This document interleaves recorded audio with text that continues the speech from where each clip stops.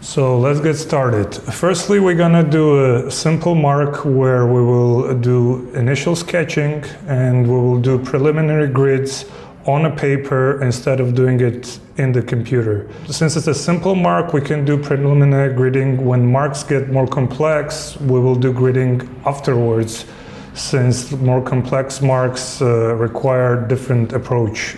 So let's get your papers ready, sharpen your pencils, and let's begin. In the first project, we'll be creating our letter form. To begin, I will just choose what type of R I want to illustrate or to make a logo out of. What I mean here is that I need a basic shape of an R that I can play my design within. A silhouette of Gotham R I find most appealing because Helvetica R is a bit more illustrative. Gotham R is far more simple, and it is constructed of a triangle shape, circle, and two squares, as you can see in this example. So it's always a good thing to have a design in several different. If you have only round design, it gets a bit boring. So this R allows me to sort of combine triangle, circle, and the square into this beautiful form.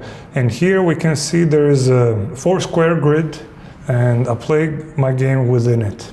Don't be afraid of experimenting. Just let your creativity flow. Just do whatever you feel comfortable with. Nobody's watching. Just do any shape that comes to your mind. Feel free on a paper. And at some point, you will get a result that you're happy with. For example, here I already found a mark that is quite interesting and different from others that I've seen before. So here we have three 45-degree angle lines and some horizontal lines, and it has a good combination of a triangular shape and a round capsule shape that is combined quite well. So I'm probably gonna expand this idea a little bit more and see where it takes me. In this case, I do have some 45-degree angle lines, but in the central part, there's too much dark space.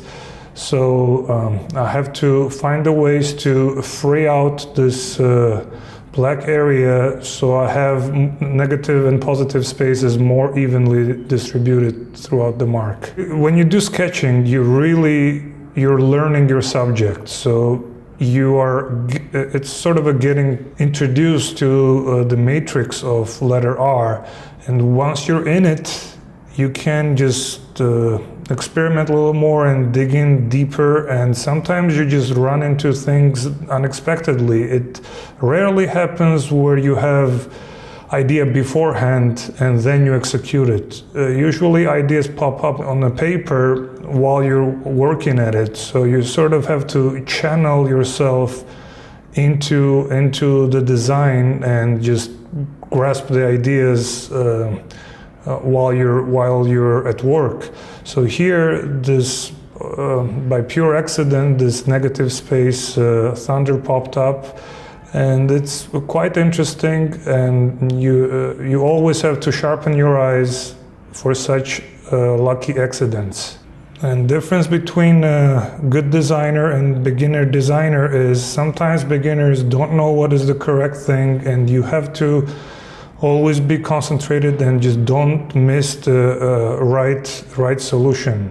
If you're experienced, you can hit the mark in 5-6 sketches, but at the beginning I would advise everyone to just fill out maybe 5-6 full pages of paper, 40 to 50 different directions.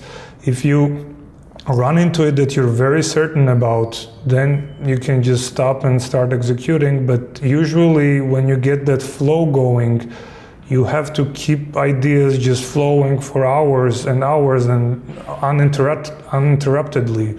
I would really suggest to turn off your phones or just do not communicate with outer world. You definitely need several maybe half hour to 1 hour to get into the design, and if something else grabs your attention, you might lose that flow. So if you sit down, prepare for 2-3 hours of sketching, and at some point you will get a good result. As you can see on this top left corner of a second page, this is the R which I feel quite comfortable with. I know it's not done yet, but I already know the matrix of it, so I'm gonna move to the next phase where I'm gonna draw out the grid for this R.